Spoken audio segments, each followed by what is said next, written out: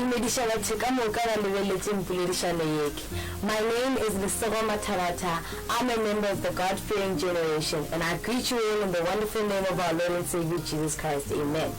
And a warm welcome back to our youth sessions here at Malataranako, the Oasis of Love. If you were here, I would appreciate it if you were to like, to share, to comment, and to encourage your friends to come by so they can encourage their friends and encourage more friends, and our family can grow. Before I proceed, I'd like to thank the overseer and the senior pastor for giving me this opportunity and allowing me the pleasure of presenting today's session.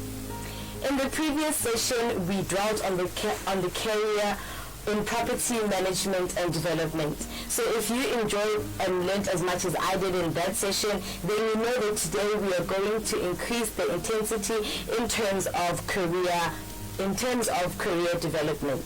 So today I have here with me Mr. Miyeni, and now I would like to allow Mr. Miyeni to introduce himself to the viewers and tell them exactly what it is that he does. Thank you for the warm introduction, sir. My name is Theri. I'm an architect.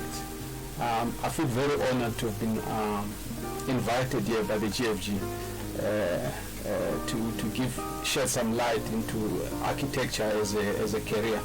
I like the GFG motto, which says something to the effect that they are non-conformists, because my career or the profession that I've chosen is a creative one. It really requires people to be non-conformists in a lot of what we do. You need to be fresh. So thank you very much for having me. Mr. Miyeni is in the career of architectural design. Mr. Miyeni, would you please tell the viewers of why it is that you chose this career, and please go into detail about your path and how it came to be and why it is like this?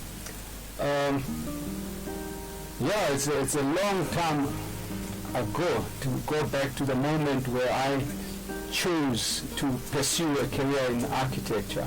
At first, it really was just hearing the word architecture and seeking to know what is it about. But it also had to do with knowing who I was, what my passions were, what I enjoyed doing, what I thought I was here for, if you will. So I got to find out that architecture was a combination of art and science, which interested me at the time. So that was the starting point, hearing the word architecture and wondering what is this, and seeking to know what it is, and finding out that in fact it's art and science. It's a combination of the two. The school where I was, we didn't do any art. We did science. We didn't have a lot of choices. In fact, it was an agricultural school where our choices were between science and agriculture. I opted for science at the time, but as a student or as a scholar at the time, I was one of those who were keen to draw. In my class, I was known to be the one who's to draw a cartoon that would excite the class at times, and we would do naughty things with the ability to draw. So I knew that there's something in me that could put pen to paper, pencil to paper, and that's where I started. And in knowing the interest, in finding out about the career, then I started applying, and that was the beginning of my journey into the profession of architecture. So, Mr. Miyeni, what would you say to the youth who are choosing careers based on income and publicity? I would say they need to understand that as much as all of us need to earn an income, you cannot dedicate your life to money. In other words, you cannot make money your God. You need to choose a career based on what you believe your life is for. And I don't think our life is for money. I think our life uses money for a variety of different objectives or functions. So for me, I would advise that you go into yourself, find out who you are, use your understanding of who you are to decide what you want to dedicate your life for, and not money to become your God. Guys, I hope you hear what Mr. Miyeni is saying. He is saying do not choose careers based on materialistic things. As we go forward within this conversation, I would like to ask you a few questions that will assist and guide our youth in their career decision making. Yes. So the first question, these are layout questions just to give everybody a general idea of what architecture is all about. Yes. What is an architect and what is architecture? Well, an architect is a professional. Let's just start there. It's a registered professional who is skilled in the art of making buildings. They are trained over a prolonged time to be able to give advice on how to make decision on construction methodology and the construction choices. They are skilled in the ability to also give advice on aesthetics, on what works, what doesn't, in terms of the beauty of whatever you put together as a building. So that's what architects are. Architecture goes back a long way. Its origins goes back as far as when man moved out of the cave. The very moment where people started to take pride in making the place where they stay, that was the beginning of architecture. But architecture has over the years evolved. We've got different eras from prehistoric times, even during the era of our Lord Christ, during the Roman period. There were very strong influences in the manner in which architecture is known today, which have persisted to now. I'm talking to the fact that architecture is the art of making space that reflects the culture of society. We have that historic background. In time that has gone, you'll find that there's technologies that have come to be known to humanity, which have been employed into the craft of building making, which has influenced the spectrum of the kind of things that you can do in building making. I'm saying in years gone by, when they were making pyramids in Egypt, you didn't have glass. Today, everyone wants to go to Dubai to see the skyscrapers that are in Dubai, because glass and steel has become a key material that is used to push the boundaries of architecture as we know it in our times. So architecture is about using material, it's about making space, it's about reflecting the culture of the time. It's known to be an art science, artistic science, as it were. There's a term like that. It escapes my mind now, but that's what architecture is and what architecture is. And what is it like to be an architect?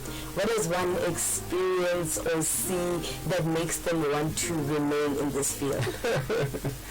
That I will take it home. To be an architect, it can be fun to a creative person. I would imagine if you're not creative, it might be very difficult. I think one of the most crucial things that an architect has to love doing is, in fact, communicating. You have to have the ability to imagine things. You know that what is in your imagination, no one else has access to it. So when you imagine things, one of the most crucial things you have as an architect is the ability to communicate what is in your imagination. You must transfer that which you see beyond the realm that everyone is in, which is in the imagination, and bring it to reality, as it were. So communicating would be first that thought, then it comes to putting it to paper, and after putting it to paper, you can draw it, you can build it, you can craft it. So that's the fun part, I suppose, of being an architect. And what subjects does one need to take in high school in order for them to pursue architecture?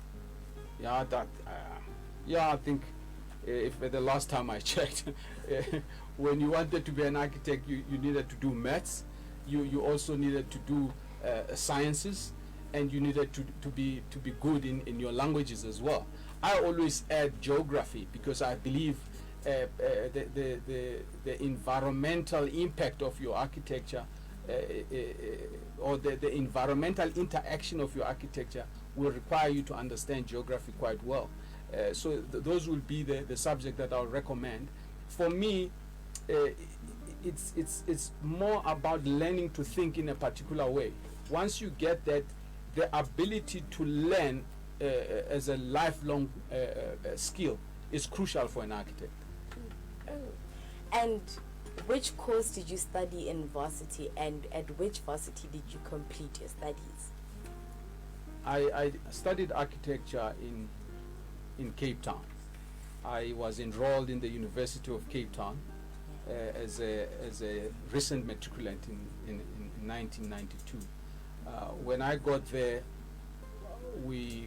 the first subjects that we're introduced to was part of what I've just shared now, which is the history of architecture. We were also introduced to structures, just understanding the forces as they move in anything that you put up. We were also taught the solar movement, how the sun comes into your structure, the difference of when you are in the northern or the southern hemisphere, and whatever season you are in, whether it's winter or summer, and how different materials respond to the climatic conditions around you. So we're taught all of these subjects. I can't list them one by one, but that's broadly what the subject content that we were exposed to at university as the foundation of architecture was laid for us to become professionals. Yeah. And what are the challenges and attractions of being an architect? Challenges and attractions. We always remember the challenges much more vividly than we remember the attractions. the attractions. So for me, one of the biggest challenges is it affects the misconceptions about architecture, and the fact that people can't quite value that which we think is important as architects. But by that I mean, if I were to use an example, when you have committed a crime or when you have been falsely accused and you need a lawyer to present you, you know that it's important to have a lawyer. When you are not feeling well and you need someone to correct that disease in your body, you know that the doctor is important. In the field of architecture as a profession, it's almost a luxury service in the way that most people experience it. The reason there's a misconception that architects are only about houses is that more people interact with the placemaking when they have to do their home, but architects work beyond the home. They do the community stuff. They do the urban structures as well. So from that point of view, you have this misconception, and you also have to know how to go about it. Get people to appreciate the inputs of an architect in what is probably the biggest investment in most families in their lives, when you're doing a house. So for me, the biggest challenge is convincing people that when you're going to spend those millions to make your home, an architect will make your investment to go a lot further than it would otherwise. That would be the challenge. The fun part really for me is just making buildings. I mean, I just love that. I enjoy seeing some ideas that I've thought about tested in a real structure. And I also love to see the building process. Just as you dig and you pour the concrete and the walls start coming up, and you have a bare wall that is not yet plastered, it get plastered, then they put paint on it, it's roofed, you bring in glass and all this. That process for me is quite fun, just to see something that I once imagined now coming into being. Yeah, so I enjoy that quite a lot. And I know many of you are wondering, so I will ask Mr. Miyeni, how does one become successful in the architecture industry? Firstly, I think it's important to be professional. We use this term a lot, but people don't quite dig deep. Yeah, for me, is to be professional. You have to really invest your time in being at the top of your skill. In other words, make sure that you know that which you are purporting to give service on. So to be professional is crucial. Part of it is really about managing your time, knowing that time is the basis of all that everyone does. So those are the foundations for me for succeeding as an architect. Beyond that, I've mentioned earlier that the ability to learn, or having your own way of seeking things that you don't know about, is crucial nowadays, especially with the era of technology that is moving quite rapidly or changing quite rapidly. So you need to be able to do what I'm sure you've heard, learn and unlearn, or unlearn and relearn. That's important, because sometimes you get stuck in your old ways and things move. By the time you realize you are archaic. So the ability to learn is crucial in succeeding as an architect. Beyond that, of course, guarding your reputation with all you've got is crucial. People must know that you are a person of integrity, you are a person of high ethics. They engage you in trust. So for me, those are the basic ingredients that are required for one to succeed in architecture. And I imagine even in other disciplines, it would be crucial to be highly professional and guard your reputation with all that you can. And Mr. Miyeni, how does an architect market themselves? Yeah, that's the big one, isn't it? Yeah, you I guess your starting point is that you must know that you're as good as your last job. You are as in fact, the impact that you have on your last client is probably your best marketing tool. In other words, make sure whenever you have an opportunity to deliver on a job, that should speak to who you are as a professional. So that for me would be the starting point. But we know that there's technology, there's social media nowadays. You can go on all sorts of platforms and make known that which you're good at. And that is not discounted at all. It's probably very crucial to be able to put your name out there, so that whoever goes on to Google can pick your name.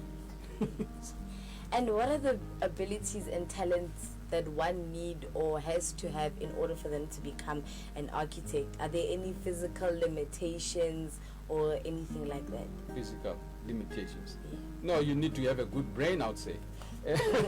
I'm yet to see an architect who's blind. So I would imagine if you're blind, it might be quite challenging to become an architect. But for me, the biggest limitation, as it is generally, is fear. You need to overcome fear even to test your ideas as an architect. So if you are fearful in your makeup, it will be very difficult to succeed. I think that could be very crippling. In fact, at the Archi School, a lot of students would come in who have been accepted through their portfolio that they've submitted, the marks that qualify them to be accepted at the Archi School. When they get there, they are put in front of people to speak. and just the fear of standing in front of people and presenting your ideas has gotten some to actually quit the architectural path and pursue other careers. So it's very important to be on top of fear. Don't have it, not to cripple you. Guys, we have learned so much and in so little time.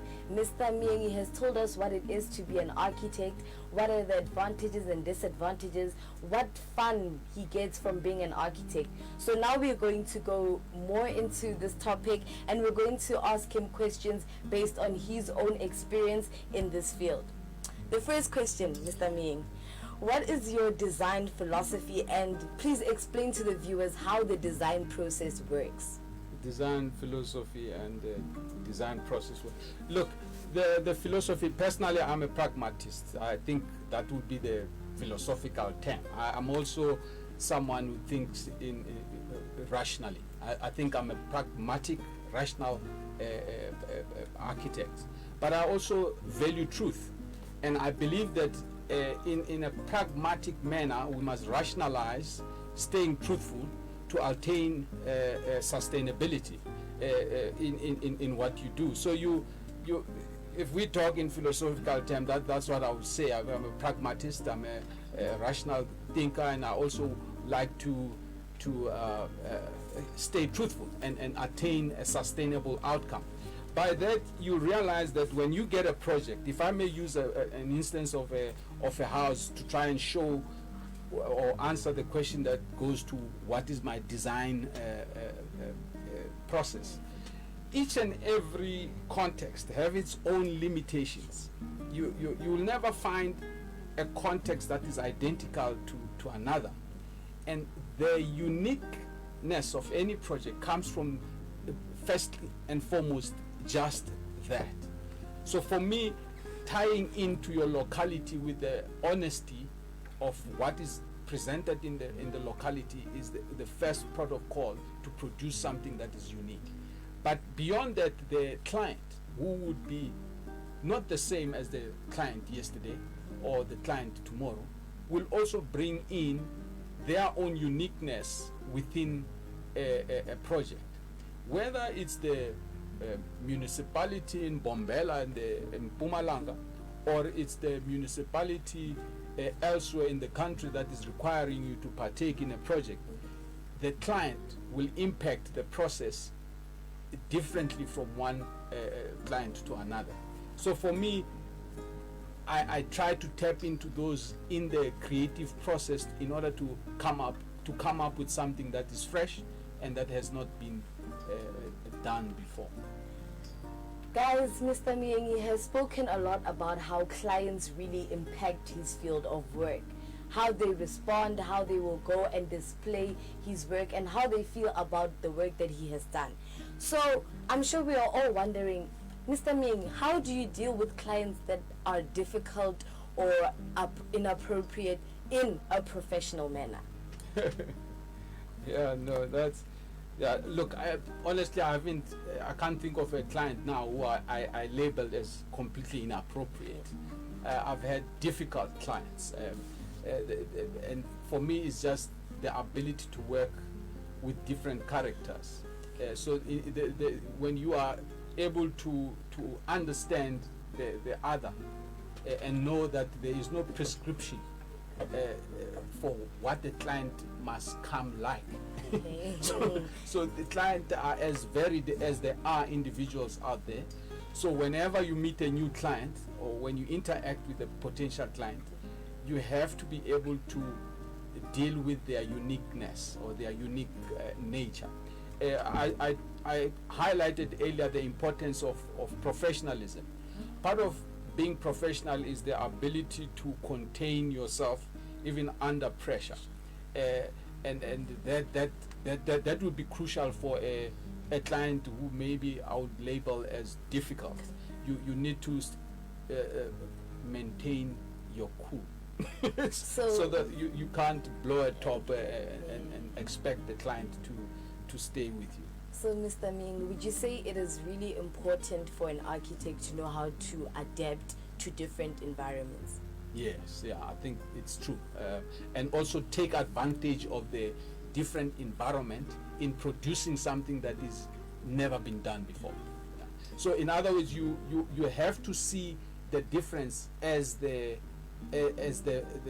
actual value of the new thing that you're doing. It's actually an opportunity for bringing something fresh. Mr. Ming, when you go and you pitch your ideas or your designs to your client, how exactly do you prepare for an architect meeting? You do your design the best way you know how, and then you set up a meeting. And to be honest, it varies. When you work in a government environment, government has its own processes. You have your own, there's protocols or there's certain things that are expected because this is a government client.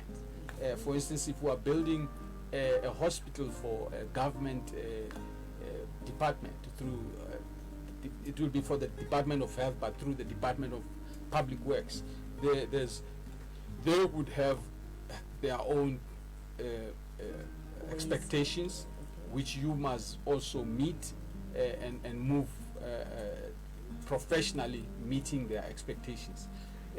In terms of your work, of course, it's an opportunity to present yourself each time you get a project. So you treat it as if it's the last thing that you say. I hope you guys are well. I hope you're still listening. I hope you're still learning and taking notes. This is a very spontaneous field, one that many people don't look at, but it is also a very good field to consider. Mr. Ming, can a training architect in South Africa practice anywhere in the world? Yeah, no, I think architects, the short of it is yes. But I mean, I suppose we need to expatiate on it. The architects that are trained in this country are ranked amongst the best in the world. South African trained architects are as skilled as any architect around the world. But as it's the case with any other discipline, if you are going to practice in a different jurisdiction, you need to meet the jurisdiction, the legal requirements for that jurisdiction. In other words, I'm trained in South Africa, I want to work in the US. For me to be licensed in the US to practice as an architect, I have to meet the legal requirements of the American jurisdiction for an architect to practice. I think it's applicable across the board, whether you are a lawyer who is well vested in legal things. If you want to practice elsewhere, you need to be able to pass the boards that allow you to register with the regulatory bodies of that particular jurisdiction. But as far as skill is concerned and the training that we get, we are in par with any institution from any part of the world. And Mr. Ming, what is your best design yet, or your favorite, or what your clients have ranked to be the best? No, clients don't generally give their opinions in that manner. Where you know, my most favorite project is that one. In my area of work, look, in the body of work that I've done thus far as an architect, a lot of it is government work. I've done very little private work. And government work, to a certain extent, is to fulfill functionality, which is quite crucial. I mean, you can't design a hospital that is not functional. We did the Tabazimbe Hospital as part of a team of architects, and as Akisa, which is the practice that I work, or my practice, we were proud of that. We just finished also a hall which we did in a nursing college in Johannesburg at the Roodepoort. It's a big hall. It has to be able to sit 1,200 nurses for one exam.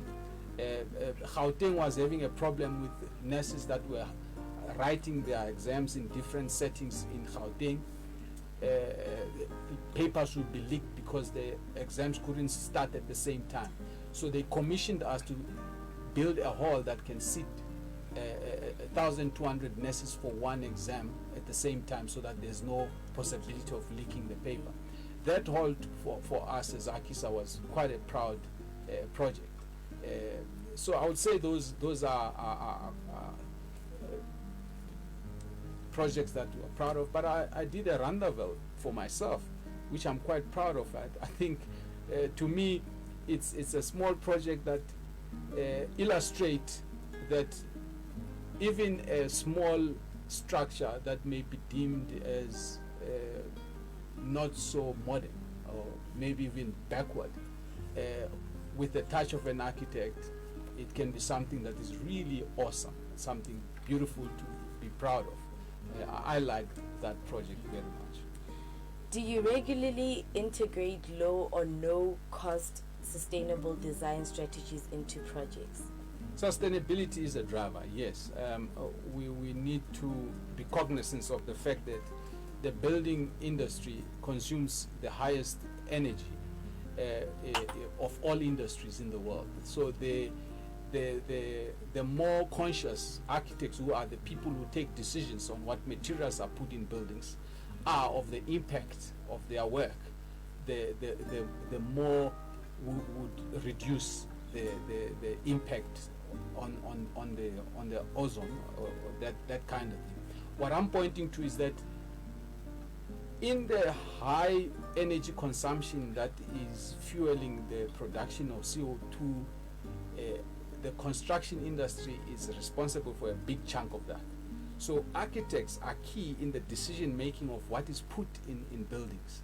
And if they are conscientized, and this is something that I'm also conscious of, and I try to be as effective in that manner as possible, it's things like, if you are building in Elim, it's best to get the materials from Elim. But if you are building in Elim and you want to get a material from Shanghai, China, just the transportation of that material could have been not a factor in your impact to the environment. So it's things like those. For instance, if you are able to build a structure that is able to be cool in winter and warm, to be warm in winter and cool in summer without you consuming energy from ESCOM, it means the impact on the energy requirements for that structure has been significantly reduced. So architects are key in making sure that the building is able to give that kind of atmosphere without consuming a lot of energy. You'll see that if all the buildings are done with that in mind, the amount of energy that maybe in the context of South Africa is drawn from ESCOM will be reduced quite significantly. Even in employing, where it's possible, other source of energy that are not so, other source of power that are not so energy consuming would be quite effective in reducing the impact on our atmosphere. In anticipation of a formal proposal with costs, what would you expect your fee to be for this project? We follow a gazetted fee scale, which is a guideline, which is done through the Council of Architects in interaction with the Department of Public Works. It's deemed to be a guideline. That's the basis on which architects will negotiate their fees. But we are living in a free market environment, so everyone is free to charge whatever they deem appropriate. In other words, when things are tough, prices will probably go down. And when it's times of plenty, prices will go up. But we have a gazetted fee guideline that is employed by architects in order to give a sense of what is reasonable or not. So that's what we do. So with clients, I will enlighten them about this guideline and expect them to negotiate from that basis. And if the scope of a project changes later in the project, will there be additional costs? Will these costs be justified? And how will this be communicated to the client? Yeah, it depends what we are talking about when we say scope. I'm saying, if we use an example of a home, if you were designing a house for your family, and now you decided to add another house for guests or whoever, you can't expect such a change in scope not to impact the work that is being done, and therefore the payment thereof. But if it's about changing paint from red to yellow, I don't think that would impact the price. Yeah. And then, considering the many areas that may be affected by a sustainable design, how will you determine which options you should pursue? Yeah, that's a tough one, because choosing a material is dependent on what is it that you're doing and what's best for what you're trying to do.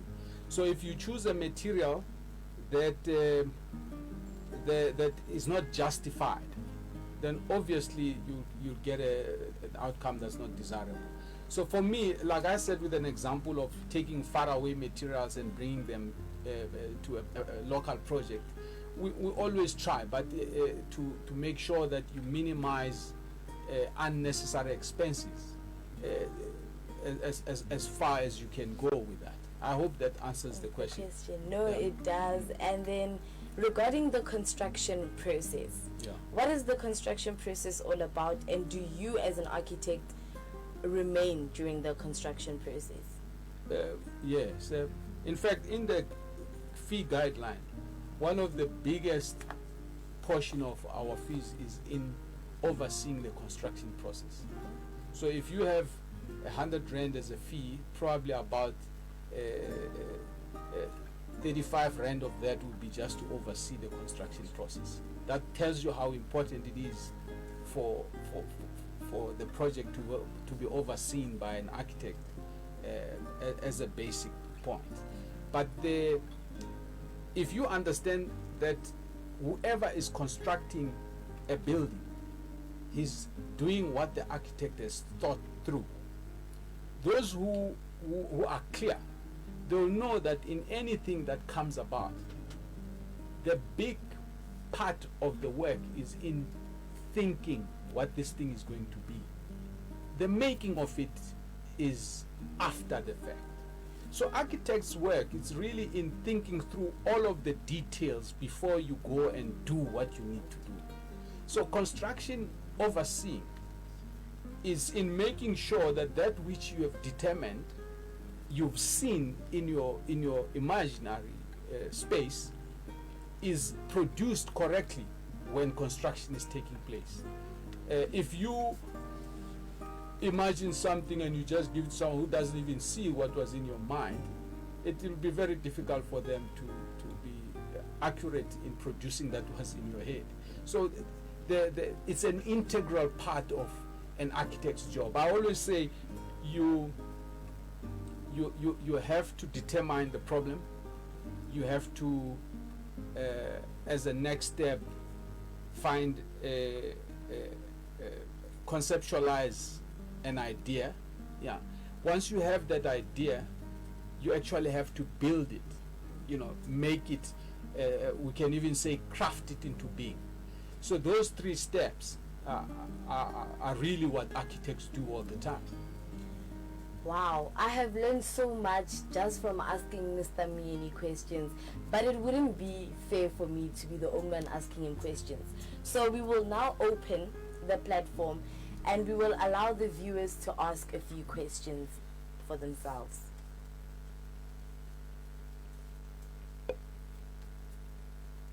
Hello, my name is Kaisekan Mashale. What made you want to pursue the career of architecture, and what were the challenges in finding a job in the field of architecture? Hello, my name is Musa Mangani, and I wanted to ask what subjects are important if you want to pursue a career in architecture. Hello, my name is Pindu. I wanted to ask that what are the different challenges or trials that one would face in a standard or normal day working in architecture? Hi, I wanted to ask what exactly is the role of an architect in the designing or the building of any kind of structure? What exactly do they do? What are their contributions? Hi, what advice can you give to someone who really has the passion for the field, for the industry, but knows that their drawing isn't the best of the best? Is there anything that you can say to an individual like that? Hi, my name is Namadua and I'm a proud member of Gfg. My question regarding this industry is that it's mainly based on jobs. Are jobs gonna be available for architectures like in the future, or are they also gonna be taken over by robots? Good evening. My question about architecture is when one gets an architecture degree, can they do anything else besides becoming an architect that designs just houses? Or that was the first batch of questions that we've had from our viewers. Guys, if you have questions, please keep sending them through. It is Mr. Ming's pleasure to answer this and clarify what it is that this industry is all about. Majority of the questions asked had been asked and answered before, but for the viewers, we will continue to clarify on what was been asked. So, Mr. Ming, please do the pleasure and inform the viewers of what was asked. Yeah, I've picked up some of them, some of the questions that were on the clips. The one that I think is important to respond is the one about the passion without the skill to draw. Personally, I think passion is very crucial. That's the starting point for anything. It's not a cliche that where you have hard work without talent, it will beat talent that doesn't work. So for me, it's important to note that. So if you truly are passionate about architecture, but you can't draw, I think you can pursue the career of architecture. I don't think the inability to draw should stop you from pursuing. I'm saying this because even drawing is a skill. It's something that you practice and you are able to learn. In fact, in 2020, where we are now, the power of technology is such that it is the ability to see beauty that is more important than your ability to draw with your hand, because you can employ softwares that are in the market now in a way that you know no one would tell that you can't draw. That's why I always say that the idea is more important. Cultivating your mind to be able to come up with fresh things that works, that are practical for what you're doing. It's very important. So I'll encourage anyone who's passionate about how to put buildings together to not be hindered in pursuing that career because they can't draw. There's a question also about the impact of technology, which I think the viewer is fearing that it might make the profession to be obsolete.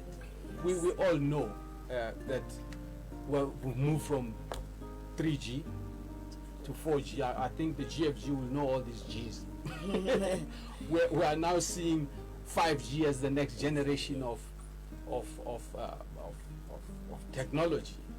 Yeah, if you look at the progression, you're moving from 2.5 gigahertz of speed in 3G, and you move to 2.5 gigahertz in 4G. 5G is jumped from 2.5 to 95 gigahertz of speed. You will see that jump, 2.5 to 95. It's a major leap in the ability of technology to impact our lives. No one knows for sure what that impact is going to be in the future. What I know for sure is that architects are the ones who understand humanity. We will be using that power that is in the speed of technology to improve our ability to do better in the skill of converting that which is in the imaginary into the real. I don't think the speed at which we process data will replace the ability to understand human beings.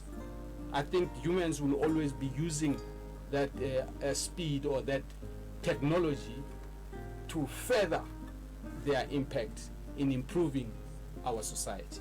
So those are the two that I could remember. But there's also one that had to do with the role of an architect. I mean, I think all what we've spoken about so far is about what the role of an architect is. But I think there is a misunderstanding of what's an architect, what's an engineer. And now there's also a technologist, there's a draftsperson, and how does that get defined? So just to address that one, even within the discipline of buildings, there's different levels of expertise in architecture. You have the entry level of a draftsman, which is followed up by the next level of an architectural technologist. Then you have the third level, which is called the senior architectural technologist. The last, which is the highest registration level, is an architect. So with that knowledge, when you engage with a professional, you'll first want to find out at which level of registration is this person. Are they a draftsperson? Are they a senior technologist? Are they a technologist? Or are they an architect? So that would be important to know. The role of an architect would be the same. It's in advising on the construction methodology and also in the space making. It's the architect's expertise to understand the best way to put together spaces that will make your life a lot more pleasant and take advantage of the elements in order to make your experience good, if you will. Some will say to make your life beautiful, but that's the role of an architect. In doing that, creating a building that provides that, they have to conjure up ideas, like I said earlier. They have to put it together. In other words, know what material goes where, how it will perform, and what it will look like, and how it will impact your building. And then that's the role of an architect. So once they've drawn that with clarity of thought, it's then given to a builder, a constructing company, to build that which has been thought through by an architect. In that process, the architect must make sure that what he thought is actually being done the way he thought it. That's the role of an architect, in a nutshell. Thank you very much to everybody who is listening and the voice notes that are coming through. We have a second batch, and wow, it would be so amazing for us to continue to tackle these questions. Thank you for everybody who is listening. And Mr. Miyeni, please prepare yourself for the second batch of questions.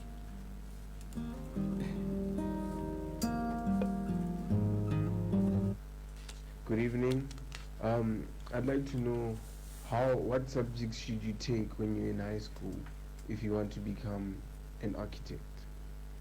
My name is Mileti Baloy, and today I want to know what industry body does one need to belong to in order to practice as an architect? What experience or skills does one need to possess in order to begin their own venture as an independent architect? My name is Bukosi Baloy. My question is, what is the difference between architecture and town planning? Thank you. Hi, my name is Hope, and I'd like to ask that in the field of architectures, there are different types of architects that we have. Is it possible that one can specialize in more than one? And my second question is that how does one get noticed by big companies when it comes to their work, or should I say profile? What are one of the biggest challenges faced by a professional architect, and also what are some of the traits needed to become a quality architect? Thank you so much for the questions, Mr. Miyeni. Please do the viewers a pleasure of answering those questions. Yes. Yeah, the one that comes up is what's the difference between a town planner And an architect. and an architect. I think the town planner is self-explanatory. They plan towns. Architects, they design buildings. The truth is that there's been a convergence of these different disciplines from where they originate. In as far as I know history, architects were there before engineers. You'll know that one of the latest professions to come in the stage is project management. Architects have always been project managing their projects, but we've over time coined out a discipline that is called project management.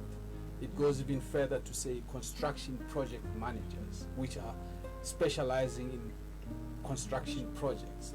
So town planning, it differs in scale with architecture. When we talk of architecture as a broad definition, it is a practice of creating place.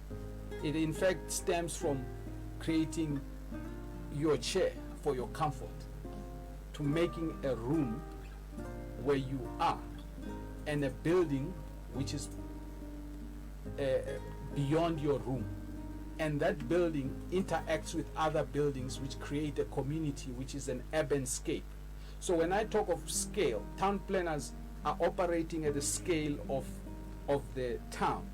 To structure the town, they deal with the movement of people within a city, the definition of different zones within a city, what zone is commercial, what zone provides health care, what zone is for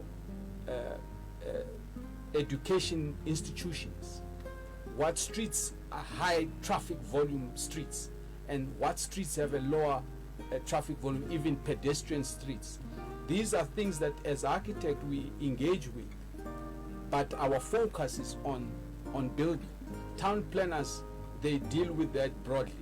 That's why they take a piece of land that is zoned for agriculture and rezone it for other use which they deem appropriate in the planning of the town.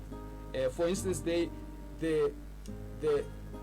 when you plan a town, you must decide whether you want this town to be of high density occupancy, or you want it to sprawl out, in other words, occupy a broader piece of land.